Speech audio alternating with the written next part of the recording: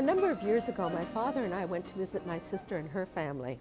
Well, we were all sitting around chatting, and my father was telling one of his great stories. And when he finished, at the lull in the conversation, somebody else would speak up, and then just as though they hadn't spoken, he would start telling another story. And I thought, this isn't like him. What's going on? And it dawned on me. I said, Dad, are you wearing your hearing aid? And his eyes got big and he looked guilty. You know the look. And he said, no. Well, everybody in the room thought, oh, no wonder. So we put in his hearing aid. He was like a different person. We're going to talk to a woman who wants people to know that she's hard of hearing. My guest today is Ray Jane Castle of the Organization for Hearing Loss. And what is the name of that organization? Hearing Loss Association of America. And how did you get involved with this organization? Well, actually, 10 years ago, I got the flu for 4 days, and then it turned into meningitis. And so I went into a coma. And when I got out of the coma, I couldn't walk, I couldn't eat, I couldn't even remember my grandchildren's names. And then, of course, I lost my hearing. Is that rather unusual way to lose your hearing? Or there's so many ways that you can lose your hearing, but mine is kind of different. Do you have some statistics about hearing loss in this country? How prevalent is it? Actually, it's the largest disability in the United States. There's what they say now, 38 million people with hearing loss. It's really an invisible disability. You don't realize how many people actually have it because you can't see it. We all think it's an old age thing or a senior thing, and actually it's only a third of that 38 million that are over 54. The other third are children, and the other third are middle age. Now, there are a lot of different devices that help us with our hearing losses.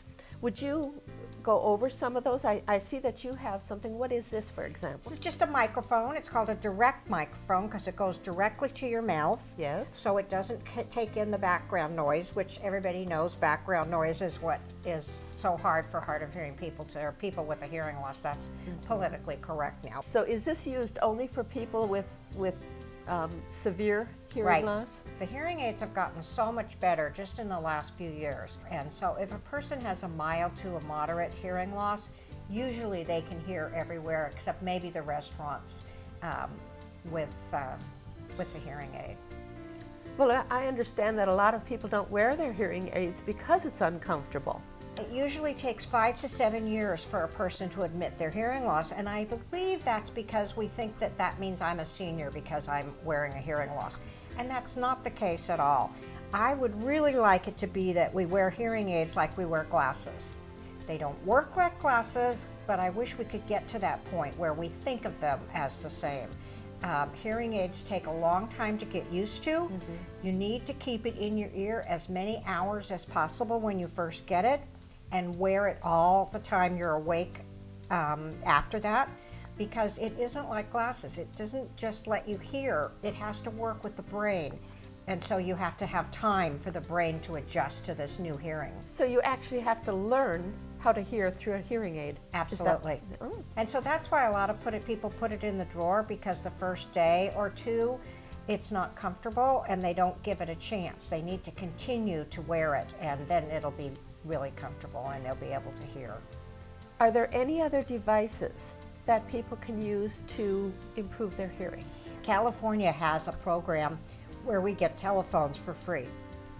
And you just have to have the doctor sign this form, and you send it to the Oakland, up here it's Oakland, and we have a whole range of telephones that work with hard of hearing people. And you also can get a loop for free that you can use for hands-free in the car when you're talking on the phone. And then there's another thing called WebCaptel. This is a wonderful device. They have a telephone that's called a CapTel telephone. And what it does is it has a screen here so that you can read what the person is saying. Now, this doesn't work for me because my hearing loss is so severe, and it isn't loud enough for me to use. And also with that small screen, it's really kind of hard to read it. With the WebCaptel, it's on the computer, And all you do is you dial in your phone number and you dial in the number you're going to be calling. Your phone rings, you pick it up, then the phone will ring for the other person. When they pick it up, you can read on your computer everything that they're saying, and you can make the font larger. And for me, it helps. I can hear on the phone pretty well because I have a pretty good phone from Oakland. But what doesn't work are numbers, people's names, if someone has an accent, someone talks too fast. So for any of those situations, this web CapTel is fabulous, and you can get it free from either Sprint or Hamilton. It sounds as though people have a lot more choices than one would think. We do, and I'll tell you, this is why Hearing Loss Association saved my life. And that's what so many people say when they're asked. Because we've learned coping skills, we've learned about devices. It's just such a support group. And just being around hard of hearing people, I love all my hearing friends. I do, they're wonderful. They're so supportive, and my family too. But being around my hard of hearing friends, we all get it, if you understand what I mean. So if we're in a restaurant and one person can't hear, we all stop until we get to a situation where everybody can hear correctly. And so this organization is really, really fabulous. What exactly is looping? Looping is a wire, a continuous wire. It can't have anything interrupting it. And it's connected to a transmitter and a receiver. And it can be as small as this one around my neck, and attaches to the pocket talker and the microphone. But it also can be all the way around the room. City Hall in Redwood City is looped. And what it does is it allows the person that has a hearing loss just to turn on their T-coil, which is a program in the hearing aid to allow them to watch talk on the telephone. So it's called T-coil or telephone coil. And so if you're in a building and you don't want someone to know that you're hard of hearing, I don't like that because I want people to know I'm hard of hearing, but if you're embarrassed, and you can just turn that switch on and you'll be able to hear perfectly clear speech on a microphone. So if it's in City Hall and the council are talking, you'll be able to hear every microphone. Now Europe is almost totally looped. Taxi cabs can be looped, doctor's offices, pharmacies, banks, and almost all the historical places in Europe are looped. So Hearing Loss Association is trying a project calling Looping America or Looping California. And I'm working very hard in Redwood City to get everything that's possible that we can to be looped. What are some of the coping skills a person needs? One of the coping skills that I try to use a lot is to repeat back what a person said to me if I missed something. Like if you said we're going to go to the movie at 7 o'clock and I didn't hear 7 o'clock, I'll say back to you, we're going to the movie at what time? Because usually that same word you will not be able to hear if they repeat. And it's also kind of irritating to have to repeat the whole sentence. If the second or third time I do not hear 7 o'clock, then I ask the person, can you say that in a different way? I'm not getting that word. And that usually works. It's just really silly. I mean, some people will say you have selective hearing. Some words will come through one day and won't come through another day. And so when someone says, oh, you have selective hearing, it's because you might be more tired. There might be all kinds of reasons why you're not hearing. Another thing that I learned is that a hearing loss makes you a lot more tired, 20% more tired than you are normally. And so that made me feel good because I get really tired because of meningitis, but I'm realizing that the hearing loss is also causing it's as though you're working harder, so much harder to hear. You're straining to hear. How about coping with a hearing loss person? If you have normal hearing, how do they do it? Well, we actually have a little sheet that we give hard of hearing people. On one side it says hearing loss. If you have a hearing loss, this is how you cope. On the other side it says if you're a hearing person, this is how you cope. And you need the person to look at your face, to not put anything in your mouth, not talk while you're eating, a cigarette, hopefully nobody's smoking, pencil. Somebody with a beard or a mustache is harder to read their lips, and lip reading is really, really hard. But if you look at the person's face and talk a little bit slower. Not like this, because that would drive everyone crazy, but just a little bit slower. I talk really fast, and then I ask all my friends to talk slower, so it's hard to do if you're not used to talking slowly. I had a temporary hearing loss one time. I came down in an airplane and my ear didn't unclog, and I lived with that for about 3 days. And I always thought that people with hearing loss talked louder, and I found that I talked softer. People couldn't hear me. What is that about? Well, actually, it can happen either way. I do talk louder, and I didn't want my family to go like this when I was talking louder, or this, or any other signal. So we came up with this signal. Long story behind this signal.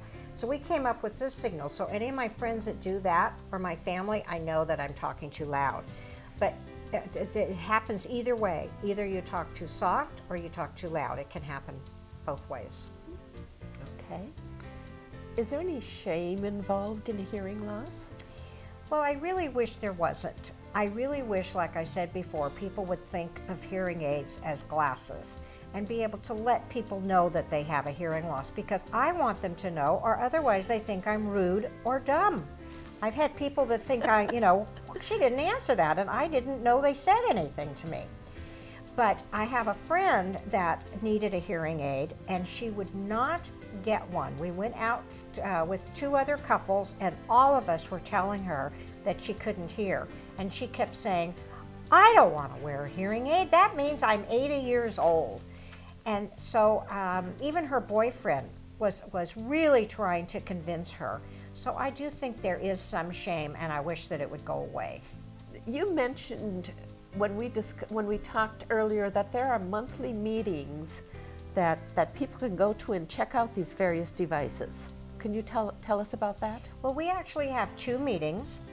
The first one is the first Wednesday of every month, except for July and August. We are all volunteers, so we like to get a little vacation. And we show 20 to 25 devices. And actually what a person can do is they come in, fill out an application as to where they're having hearing loss trouble, and then we demonstrate these devices, and then we work with them one-on-one. All the volunteers work with them one-on-one so that they can try it out. And then we give them catalogs to take home if they want to purchase them. Okay, now hopefully you're hearing okay now. Testing 1 with it. Yeah. Okay, so you can hear now. Yeah. Okay, now This is volume. Volume right there, so you can turn it louder if you want to. What happened with me is that when I lost my hearing, my husband and I are really, really active in Redwood City, and so I didn't want to stop doing the things that I was doing. But I had to buy and return different devices, because some work for one person and they aren't going to work for another. And that's why I got this idea of having this place where people can go, and then maybe they would see if it worked, and then they'd be more inclined to purchase it. Then we have another meeting the first Monday of every month, except for July and August. And this is for all of our members to come. We have fabulous speakers on every topic that would be necessary for people with a hearing loss. And it's a great place. We have about 60 people, 40 to 60 people. We have 81 members. And it's just a great place to go and be around other people that have a hearing loss, learn something. I've been going now for 9 years every month, and I learn at least one thing new every time I go. It's just a great organization. How much do all of these activities cost? Well, coming to our meetings are free. If you would like to join our organization, it's $15 for the support of the chapter and $35 for a person to join National. With National, you get a fabulous magazine every other month that talks about topics that are just really appropriate to hard of hearing people. I read it cover to cover. And then you also get a newsletter from California. If someone comes to the meeting and they don't join, we keep them on the roster and send them the newsletter for a year. If they cannot afford both, we ask them, nobody will know, but just join National first, because the executive director of National told me once that it's really hard to go to the politicians because they're back in Bethesda, and so they are the ones that help keep captioning going, all the legislation. They're working very hard right now to get a tax credit for hearing aids because they're so expensive and hardly any insurance pays for them. And she said when the politicians or the company that she's talking to, the first question they ask is, how many members do you have? We know it's a numbers game. And she is really disappointed that she has to say 10,000 when there's 38 million people that have a hearing loss, and she knows there's a lot more people in the chapters than 10,000. So we encourage all of our members to join National first, and then if they can, give the $15 for our newsletter and refreshments, that's fine. What is the nearest chapter, local chapter? San Francisco or Redwood City. We would really like to start another chapter in San Mateo. San Mateo's okay, but Burlingame, San Bruno, South City, that area is a little too far for people to go to Redwood City, and a lot of people do not like to go into San Francisco. So if anybody is watching or contacts you, please have them get in touch with me and I can tell them how to start a chapter. It's very easy. They don't have to know anything, just would have the desire to start a chapter up here. Are there any other devices that we haven't discussed? There's quite a few actually. There's one that will let a light flash when the doorbell's ringing or when the telephone's ringing. If people have babies, they can put a baby monitor by the baby and attach it to this system. I have an alarm that's actually a smoke detector. Smoke detectors are really hard for hard of hearing people because they're usually in the wrong decibels, so you can't hear them. There's 2 alarm clocks that are out on the market that can attach to any smoke detector that you have in the home, so you don't have to buy a new one. You can have a $5 smoke detector, and this wakes the dead when it goes off. I mean, it is so loud. But it also has a shaker that you can put underneath your pillow, and that's actually what I have to use. Now, most people who have a hearing loss aren't going to need all of these items, that most of them just need a hearing aid. Is that correct? That's correct. They probably will need the phone. They probably will need the device for the restaurant because the telephone, television, oh, there's another great one for the television. There's a couple of really good ones. The one I use that works the best for me, it's $200, so they're relatively a good price.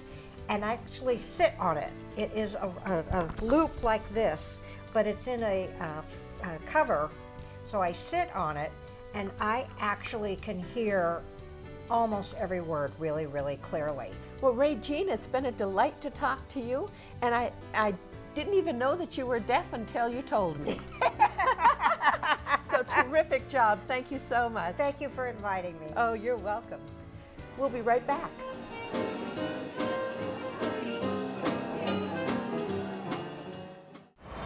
What are you doing here? You're John McEnroe. Here to get my dog neutered. I would never do that to my dog.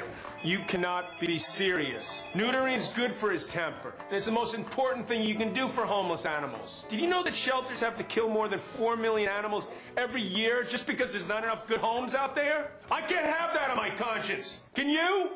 I was actually talking about the outfit. What, you don't like it? It's ostentatious. Sorry.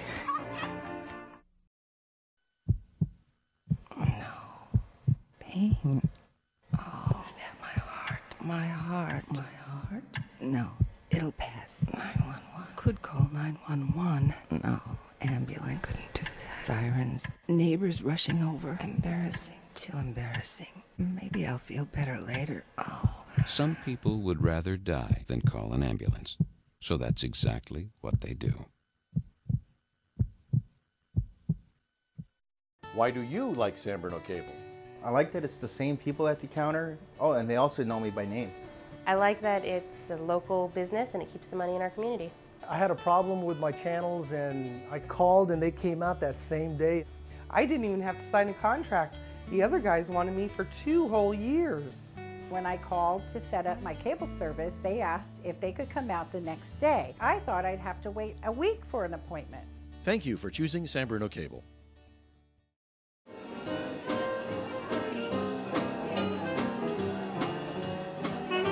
Welcome back to Senior Moments. I'm Dolly Simonovich. Being able to hear is very important for us to be able to do our jobs well, to be able to drive safely, or just to be able to live our lives comfortably. Our next guest is going to talk about a hearing aid that doesn't need any batteries. My name is Glenn Martin. I'm the director of the Hearing Dog program at San Francisco. Our mission statement is to improve independence and quality of life through highly trained hearing dogs. We're an extension or a continuation of a program that started 30 years ago and was part of a humane society in San Francisco. We trained and placed over 800 dogs with people. And these are people who are deaf and hard of hearing, and they alert them to daily sounds. Might be the doorbell, might be the phone, etc. But they also improve the quality of their lives, and that's a big part of it. We get most of our dogs from shelters. We get our dogs from shelters, rescue groups. The main shelter we get our dogs from is down in Fresno. We don't look for any particular breed of dog when we look for a hearing dog. We really look for temperament, we look for trainability, and we look for the aptitude that it takes to be a hearing dog. There are many dogs in shelters that could be very suitable hearing dogs. Unfortunately, some of the shelters, and this is a real downside to things, but have about an 80% euthanasia rate. That means 8 out of 10 dogs who go into that shelter never come out. And so we feel wonderful when we can rescue these wonderful dogs and train them to be hearing dogs. We also were the first program to go to Guide Dogs for the Blind in San Rafael because we were having a hard time finding larger dogs for training. We went to them and said, can we set up a program with you to take your dogs that don't make it as hearing dogs, as guide dogs, and retrain them to be hearing dogs. And we did that. In the original program, we trained and placed 50 dogs that would have become guide dogs, didn't quite make it, we retrained them as hearing dogs. So that's been a nice supplement to our program, and we really value the working relationship we have with Guide Dogs for the Blind. Most dogs drop if they don't make it as an assistance dog, and this might be a guide dog or a service dog or a hearing dog. If they don't make it, it's often because of fear or aggression. So a lot of the tests that we look for have to do with various fears and aggression. So we might open an umbrella and see if the dog backs up. We might do a smoke alarm behind our back, and we want the dog who runs up and who goes to see what it is and is curious. So we want a very confident dog, but again, not one that's aggressive with people or animals. Only about 1 dog out of 20 that we test has what it takes to be a hearing dog. It takes a very specific type of dog to have the aptitudes and the traits that we look for. It's not just like you can grab a dog at random from a shelter and make it a hearing dog. One of the reasons for that is that many dogs out in public, and you have to keep in mind these hearing dogs go everywhere. They're just like a guide dog in that sense. They go on public transportation, they might ride on the BART, they're on the bus, they're flying on planes, they're in busy malls and other busy activities with crowds. This has to be a dog who enjoys that, and many pet dogs don't enjoy that level of activity, and they might be fearful of it, not be having a good time. So that's one of the things you find with some pet dogs. If you're looking at a pet dog as a possible hearing dog, many of them just don't enjoy this busy lifestyle. Training for a hearing dog is basically fun. To them, it's a game. They're running back and forth. On one end, as they run to the sound, there's a treat waiting. As they run back to the person, there's praise and another treat. And they go back and forth between the sound and the person. And to them, it's just a jolly game where you get lots of treats. Eventually, when a hearing dog gets into the home, they figure out that the person they're with doesn't respond to sounds.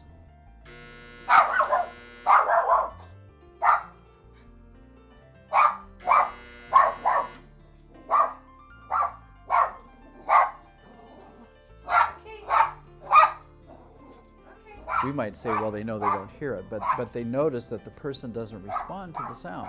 And that's when a hearing dog truly becomes a hearing dog. That's when they really start alerting people and realizing that their job is to let people know that sounds are happening. So it changes from a game to a job, but it's a job they enjoy, and that's the important thing. In order to be a recipient of a hearing dog, the first thing is you have to demonstrate that you do have hearing loss. Typically it's moderate to severe hearing loss in both ears or severe to profound in one ear.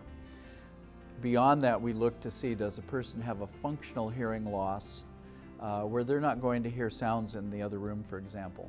Perhaps they're in the other room and they don't know somebody came to the door. And so we ask them in terms of what sounds do you miss that other people might hear. We also, of course, look for a commitment to the dog, to wanting to have the dog do well, to caring for the dog, keeping it safe. So that commitment is important. We also look at their home. We look at their setup. Do they have a fenced yard that's secure? And so if a person has the commitment, they have the hearing loss, they really will take good care of the dog and keep them safe, we generally have a good candidate to get a hearing dog. My significant hearing loss is about 80% on a percentile scale. That's a decibel loss, but it transposed, it's about 80%. Carmen Lee lives in Belmont with Seely, her second hearing dog.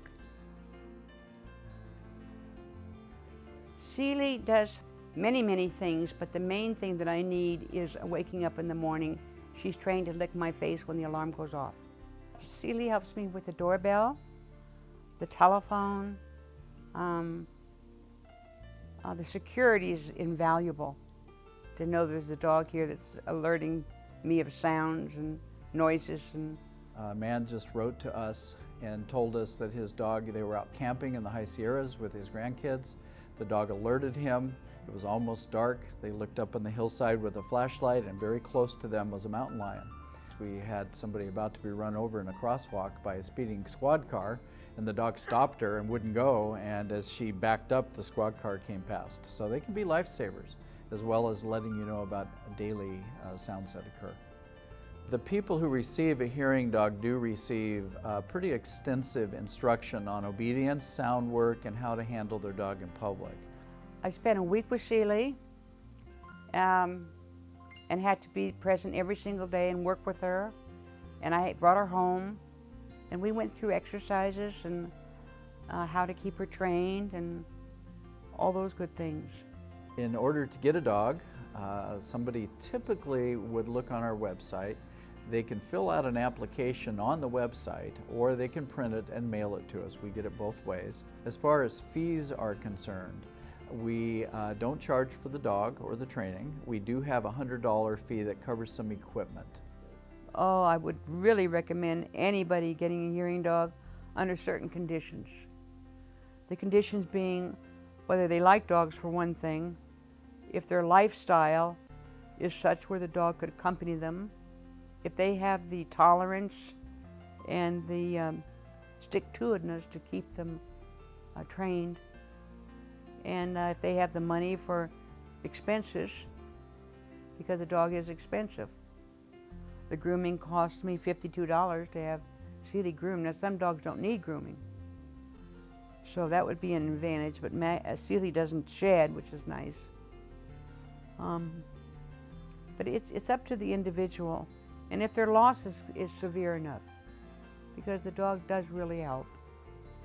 And it's a sense of security. It's a sense of security that no one's going to climb up my balcony and enter the apartment with a dog that's barking. And it's a sense of security, and it's fun. It's fun to have a little companion, besides being very useful. We currently have a waiting list of about a year. But what's happening is, as people hear about us, more and more people apply.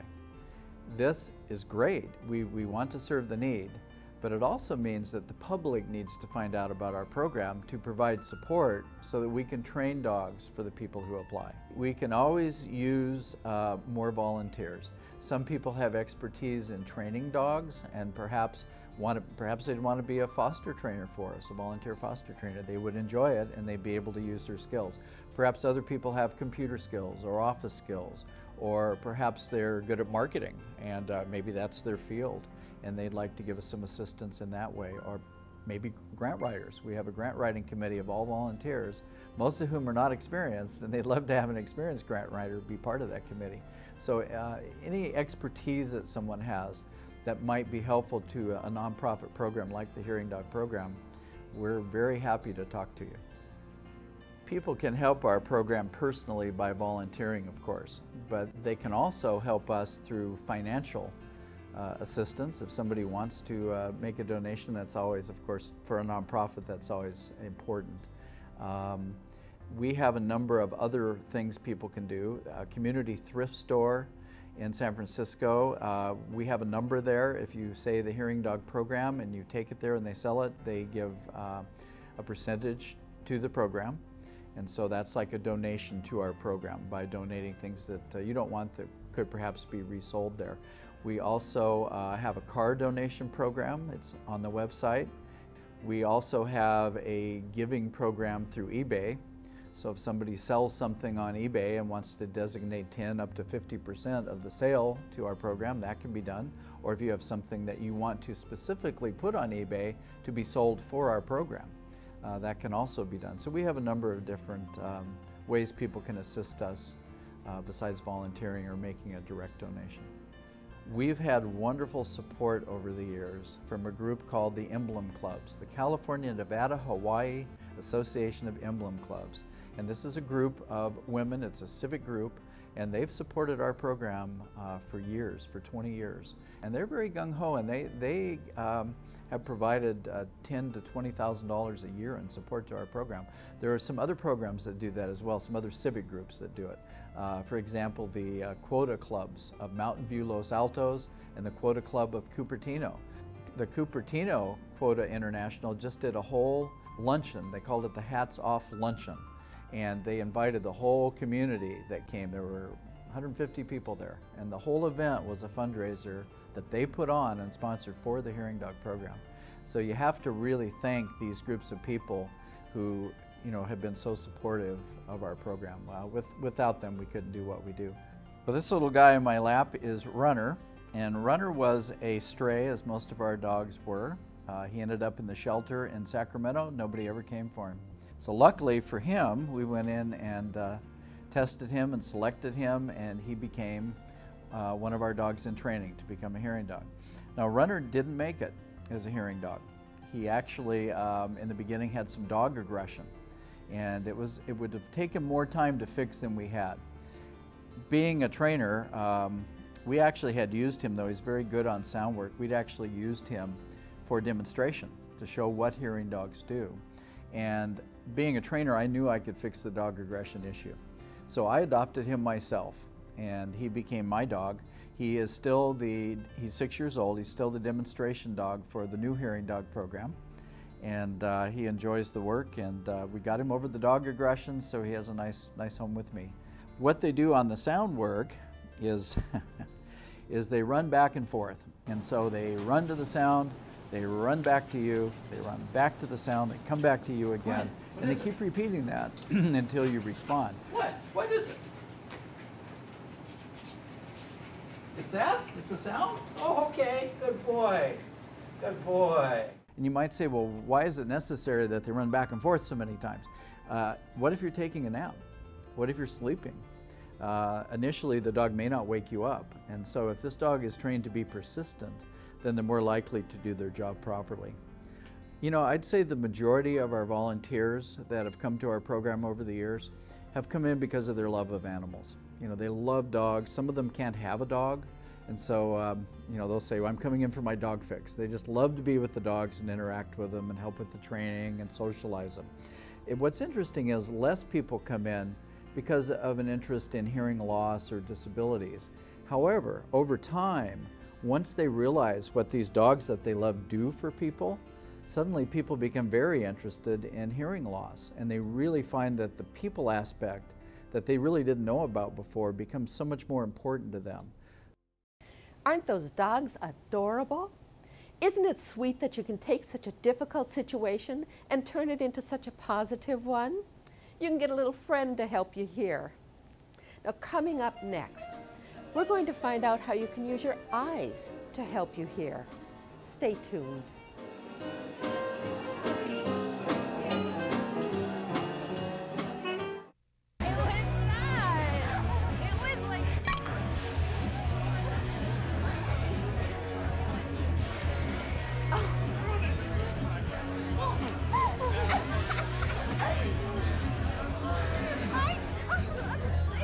It's easy to tell if you've had way too many.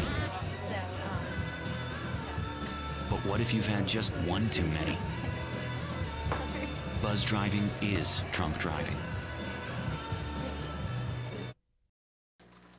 I thought you were going to the library to renew this DVD. Don't need to. I can do it online. But I thought you said it was overdue. Don't we have to pay a fee? I can do that online too. I can reserve items and download ebooks and audiobooks. The kids can even get live homework help from tutor.com. Well, how much does it cost? Nothing. It's all free.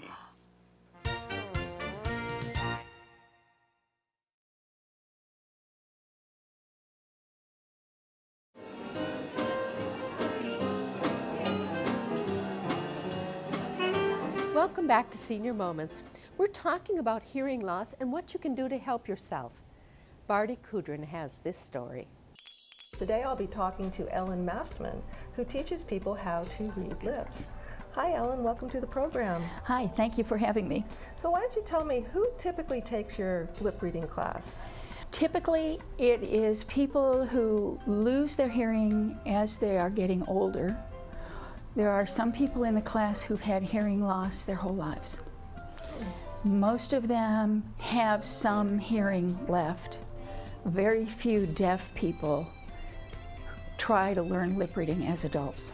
If you are listening in a conversation, you need to receive correctly and understand about 50 to 80% of the information coming your way. As your hearing loss progresses, you lose more and more information.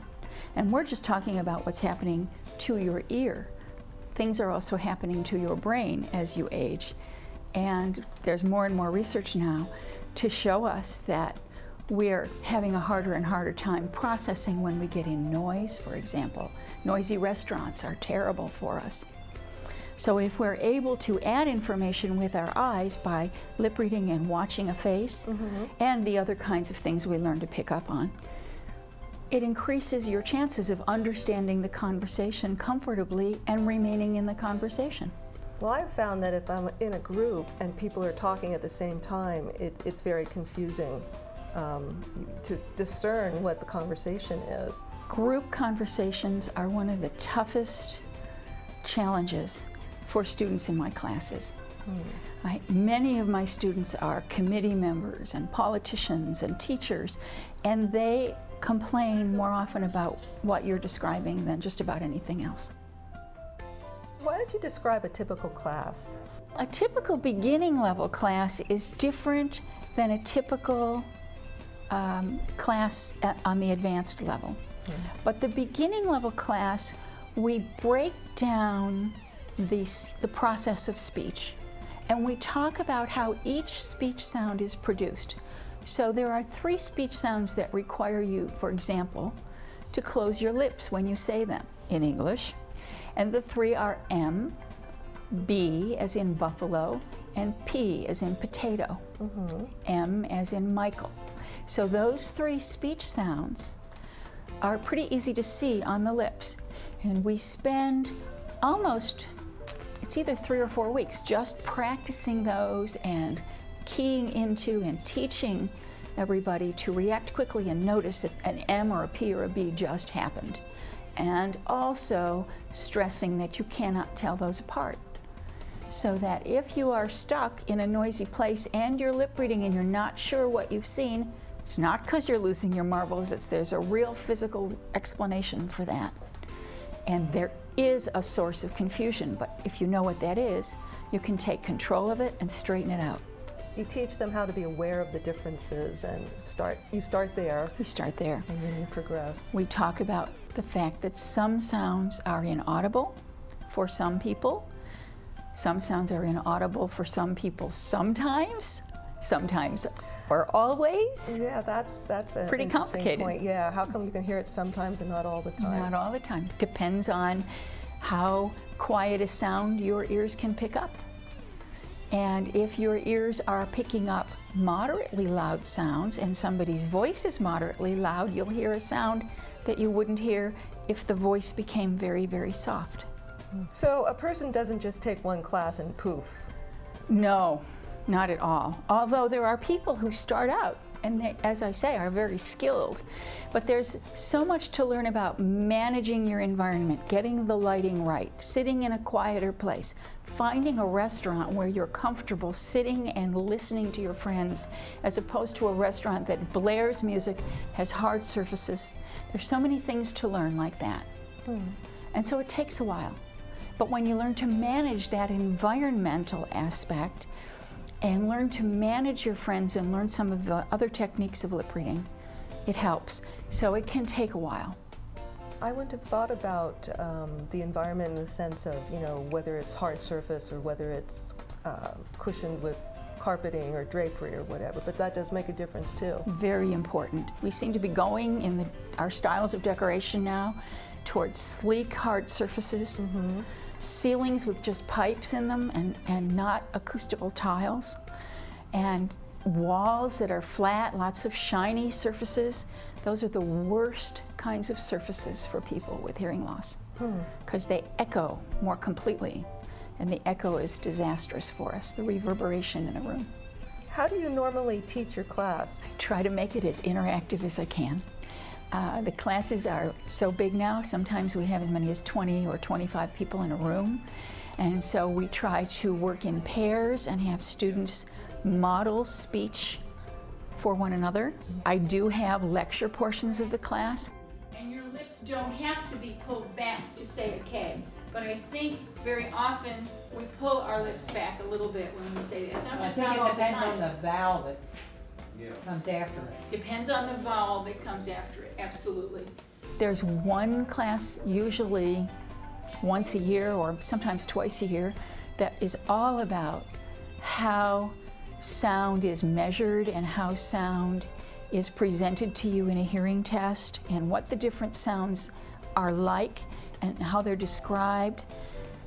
And we talk all about, we call it the physics of sound, just enough physics of sound to make it usable for lip readers. We talk about the anatomy of the ear. We talk about the kinds of things that can go wrong with ears so that people can understand their own hearing losses and how they get in the way.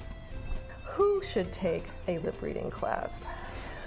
Well, I really think that if you're noticing problems in your daily life, in the things you want to be doing, and those things are becoming more difficult, consider taking a lip reading class and starting to learn these techniques before you even have a hearing loss that qualifies you for a hearing aid.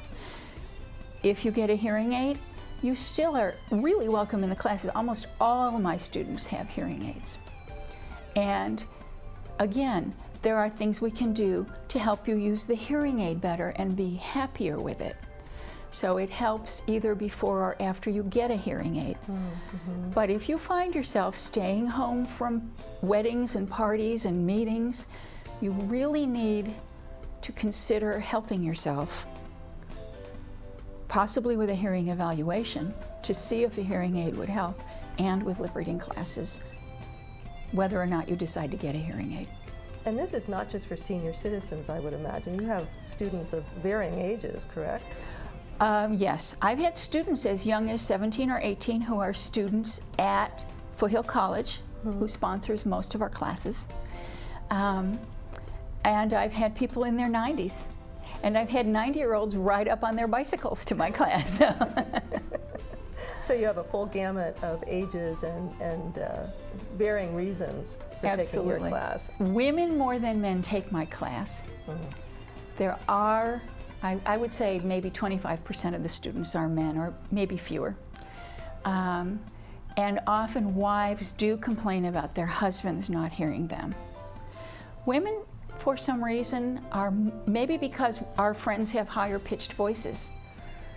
And so we're losing more of what our friends are saying to us. But in any case, women, for the most part, will sign up voluntarily. More often, the husbands come because their wives encourage them to, and they have enough respect for their wives that they'll do it. Can anyone do this, or do you find that some people are more adept at this skill than others? Two people can come to class, and one will be able to lip read just like that. And the other can try for years and years and only progress very, very slowly. But they progress. I don't think we've seen anybody not progress. I wish I had a formal way of testing so that I could show people how much they're progressing, but as you can imagine, as soon as you know what something is, the next time you lip read it, it's easier. Right. So there's no real nailed down way I can prove to people that they're getting better at this. People have come to me after going to a wedding or a big party or some noisy place, and they say, "You won't believe what happened. I watched his face and I could hear him say everything." And it was a huge difference. That's the perception, and when I know that's happened to someone, I know they're getting it. I know it's getting better. What's the hardest thing about lip reading? What's the hardest thing to learn? The hardest thing is that lip reading doesn't do it all. And it's very hard to accept. You have to know that lip reading is just sort of a crutch, and it helps, it supports you, but it doesn't replace ears. And once you can accept that, then we can proceed and cover the vast difference between not getting anything and at least getting something. What about teaching your brain a new skill? The research that's been coming out the past couple of years about that is right along the lines of what we're doing, because we're forcing you to process information, use information that you get through your eyes that you're not accustomed to using and attending to, and you used to use only your ears for that. So it's taking actually different tracts in your brain to get to the language centers of your brain. And when you think about it, that's what all of the brain fitness information is encouraging us to do, to use our brains in different ways and challenge ourselves. So this is sort of akin to taking a different route home from work. That kind of thing, doing things a different way. So it's a new challenge. It sounds like it'd be a fun new challenge for people. It's a lot of fun. We have classes that are on a beginning, intermediate, and advanced level, and some of the people in the more advanced classes have been coming to lip reading for a very long time, because you keep practicing and working on these skills, and it's fun. Those people go to lunch together, they've made new friendships. It's the anti-isolating factor. Oh, so they're actually networking as they're learning and That's making right. new friends? Making new friends. You can't sit and look in each other's eyes for an hour and not feel a little closer. The sad fact about hearing loss is that it is isolating, and you become distant from everybody in your life. And when you have a family gathering, you're more and more alone amongst all these people that you love. If you live in California, you often have people that you see once or twice a year who come from other parts for holidays or for a special gathering. It's noisy and you're alone. You cannot hear in that noise, and lip reading is very, very important. If you are an active member of a committee, a leader in the community, you need to hear your committee members, you need to hear the people you work with. Same problem. You have to be able to maximize what you can understand and process in a conversation. So it's all about the communication and how to stay in the game, so to Right. speak. It keeps you in the game. Okay. It increases your chances of getting it right. Have you ever had people bring friends or family members as a support system to go through the class together? I really encourage people to do that, because there's so much to understand about what a hard of hearing person needs when you're talking to them. If I talk to you really fast and I cover my mouth, and it becomes harder to understand. And we all have these habits. Well, I find that when a spouse comes to class, it eases the squabbles about you weren't listening, you weren't paying attention, you were talking too fast, etc.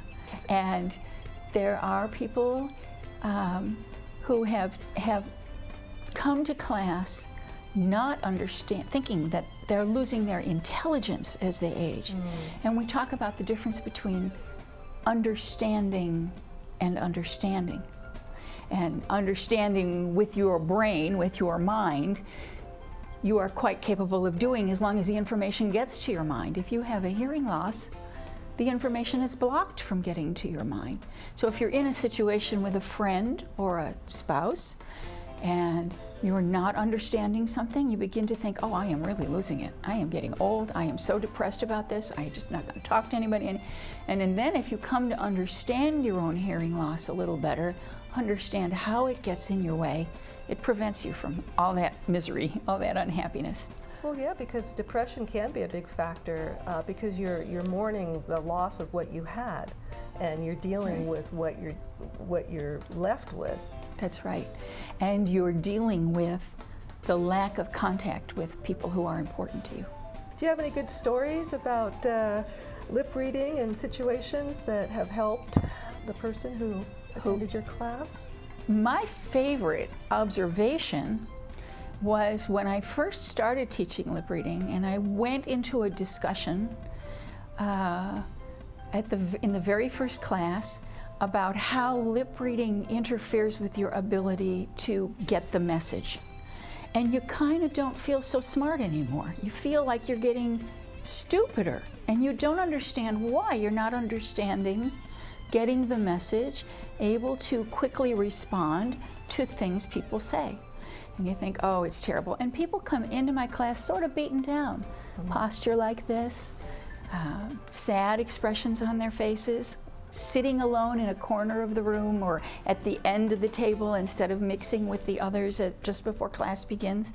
And then what happens is that when I start talking about this, you see the posture come up and the face lighten and a smile and a look of relief, and I feel like I've given somebody something, a little something to help with this process and maybe turn it around. Well, thank you, Ellen. This has been a really enlightening conversation. I'm sure our viewers are going to gain a great deal of information from this, and hopefully they're going to be signing up for your classes. I'm thinking of taking a class now, sooner than later. Good, I'd love to have you. Thank you, Ellen. You're welcome. We'll be right back.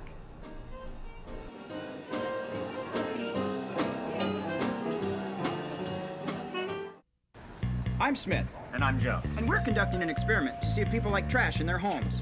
Yeah? Hello, sir. Please step back. What you... Wait, hold on a second. Whoa! What? Who are you guys? Aha! Judging from your reaction, it looks like you don't like trash in your home. No, of course not, but... Sir, this is yours. We saw you dump it out of your car on the freeway. Oh, see, I was Is California your home, sir? Obviously. And you don't like trash in your home. No, of course Then why would you trash California? Don't trash California. I'm starving. What's for breakfast?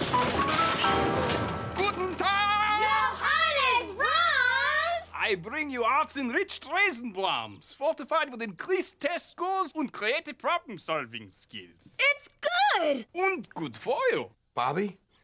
Susie? Don't worry, that's just the power of the arts! Feed your kids the arts. For 10 simple ways to learn how, visit americansforthearts.org.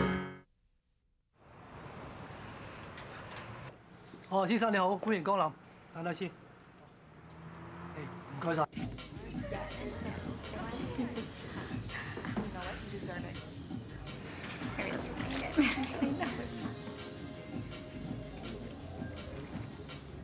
Brandon.